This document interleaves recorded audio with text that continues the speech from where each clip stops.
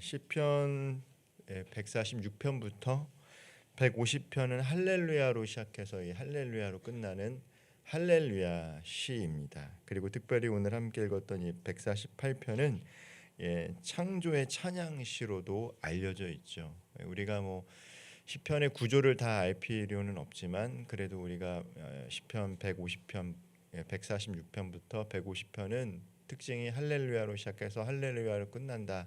그리고 이 148편의 특징은 무엇인가? 창조 찬양시다라고 기억하시고 말씀을 읽으면 더 묵상이 되시고 나중에 더 잘 기억이 나실 것입니다. 오늘 찬양은 특별히 온 우주적 찬양으로 향하게 되는데요. 1절과 7절의 구조를 보면은 1절에서는 하늘에서 여호와를 찬양하라라고 먼저 명령이 나옵니다. 하늘에서 먼저 여호와를 찬양하라. 그리고 7절을 보면요. 땅에서 여호와를 찬양하라라고 이야기하고 있습니다. 즉 창세기에서 언급했던 것처럼 하늘과 땅, 이 창조하신 세계 전체가 하나님을 찬양하라라고 이야기하는 것이죠. 우리가 찬양하는 이유는 단순히 이 감정의 고양이나 분위기 때문이 아니라는 거예요. 성경에서 말하는 찬양은 그 가사의 때문에 감정이 고조돼서 하는 그런 찬양을 말하는 것이 아닙니다. 찬양의 이유는 분명하다는 것이죠. 하나님이 이 세계를 창조하셨기 때문에. 그리고 이제 시편 148편 뒤편에 보면 하나님께서 우리를 구원하셨기 때문에 찬양하는 이유다라는 것이죠. 오늘날 우리가 이제 많은 교회에서 찬양 예배를 많이 드리지 않습니까? 근데 이게 자칫하면 찬양이 하나님께 향해야 되는데 나 자신을 위로받고 우리 감정을 고조시키는 찬양으로 변질되면 그것은 아무리 뜨겁게 찬양하더라도 하나님께 영광을 올려드리는 찬양이 아니라는 것이죠. 예전에 이 호주에 있는 찬양으로 유명한 이 교회에서 지도자들이 영적으로 많이 타락했던 것들이 언론에 많이 방송이 됐습니다. 많은 젊은이들이 모여서 뜨겁게 찬양을 했음에도 불구하고 그 찬양이 하나님께 높이는 찬양이 되어야 되는데 위로받는 찬양. 그래서 젊은 사람들이 많이 모였고 사람들은 많이 있지만 교회가 구설수에 올랐던 그런 이유들을 면밀히 분석해 보면 그 찬양의 주제의 중심에 하나님을 높이는 것이 아니라 우리가 위로받길 원하고 우리의 감정을 고치시키는 그런 찬양의 가사들과 음들이 많았다라는 거예요. 근데 오늘 이 시편 148편에서는 찬양이라는 것은 해야 되는 이유는 하나님이 우리를 창조하셨기 때문에 매우 단순하지만 매우 중요한 메시지를 전하고 있습니다. 본문 1절에서 6절까지는요. 하늘의 영역에 있는 모든 것들 곧 천사들과 하늘의 군대, 해와 달, 별들, 하늘의 하늘 그리고 하늘 위의 물들에게 찬양을 요청하고 있습니다. 특별히 이 천사는 히브리어로 말라킴이라고 해요. 보내심을 받은 자라는 뜻을 갖고 있습니다. 그러니까 천사는 보내심을 받은 자라는 뜻을 갖고 있는데 하나님에 의해 파송된 존재로 메시지를 전달하고 하나님의 일을 수행하는 존재가 바로 천사라는 것이죠. 그리고 오늘 시편에 나오는 이 군대는 짜바오트라는 단어를 쓰고 있는데요. 하늘을 섬기며 질서 있게 배치된 하늘의 존재들이다라는 것이죠. 즉 이 유대인들의 사고에는 인간뿐만 아니라 하나님께서 창조하신 또 다른 존재인 이 천사들과 군대들이라는 이런 영적인 존재들이 있다라는 것을 그들은 믿고 그들도 하나님을 찬양하고 있다라고 이야기하고 있습니다. 이처럼 하늘의 존재들도 질서와 명령에 따라 하나님을 섬기며 찬양한다라는 거예요. 또한 해와 달, 별들 역시 찬양의 주체로 등장합니다. 찬양하는 주체라는 것이죠. 찬양받을 주체가 아니라 찬양하는 주체로 등장하고 있습니다.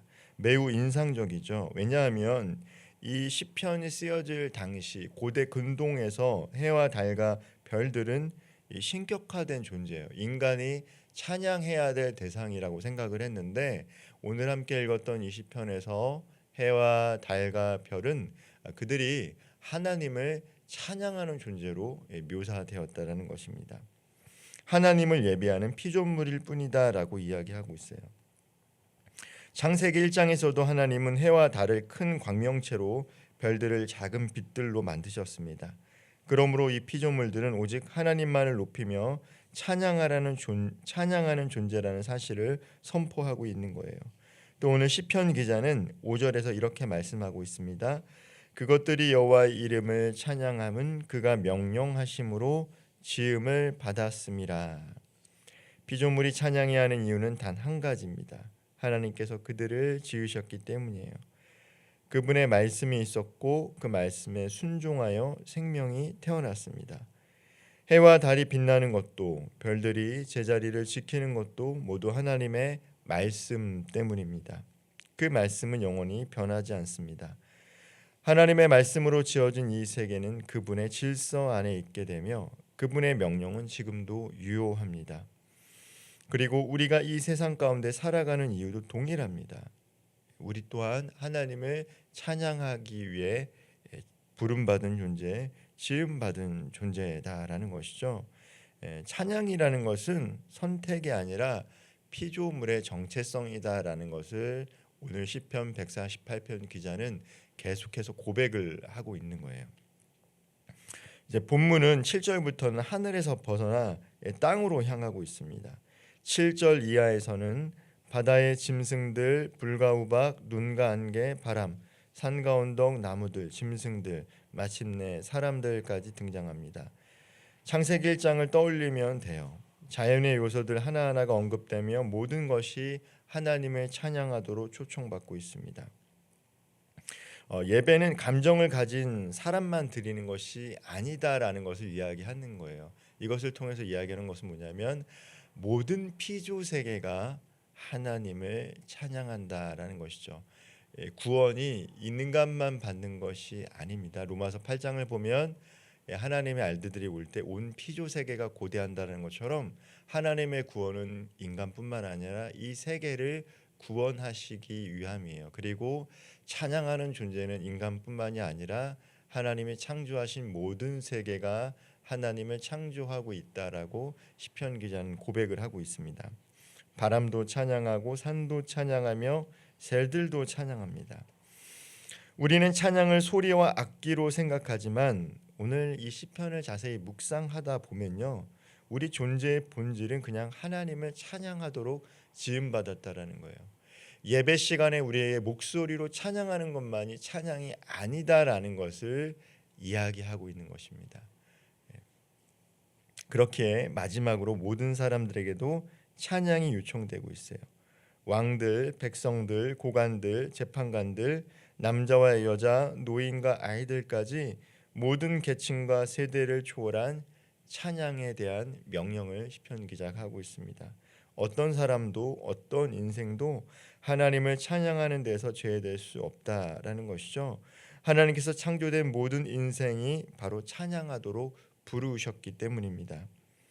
시편 148편 14절에서 하나님은 그의 백성의 뿔을 높이셨다라고 말씀하십니다. 뿔은 성경에서 이 권위와 권세를 상징합니다. 종종 하나님께서 나의 뿔을 높이셨다라는 이 고백을 하게 되죠. 다윗도 그러한 고백을 하지 않았습니까? 하나님께서 내게 권위를 주셨다, 나를 복권하셨다, 내 눈물을 기억하셨다라는 표현입니다. 하나님은 이스라엘 백성에게 힘을 주셨고 그들을 가까이 하시는 분입니다.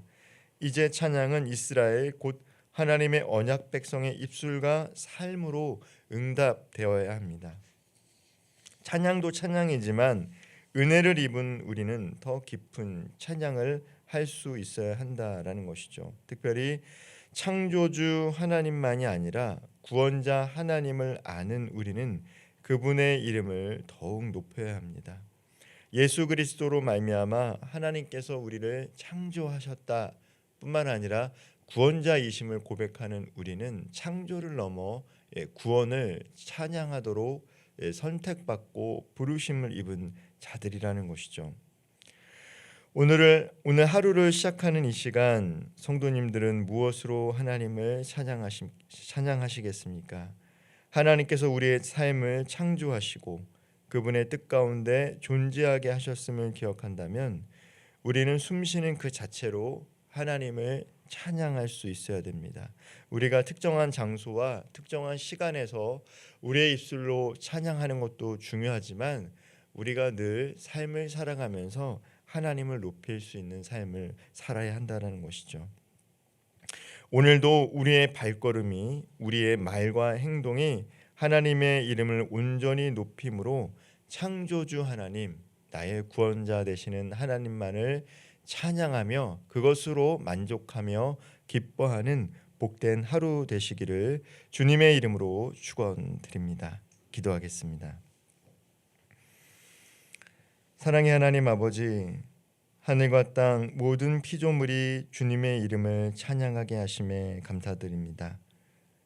우리 역시 그 창조의 질서 안에 부르심을 받은 존재임을 기억하며 오늘 하루의 숨결과 삶으로 주님만을 높이는 복된 하루 되게 하여 주옵소서. 해와 달이 자리를 지키듯이 우리도 주어진 자리에서 충실히 예배하게 하시고 세상의 모든 소리가 하나님의 이름을 높이는 찬양이 되게 하여 주옵소서. 특히 은혜로 택하신 우리의 입술과 삶이 창조주이신 하나님과 구원자이신 하나님을 향해 진실한 찬양을 올려드릴 수 있는 복된 하루가 되게 하여 주옵소서. 이 모든 말씀 살아계시고 우리의 입술로 온전히 찬양받기 합당하신 예수님의 이름으로 기도드립니다. 아멘.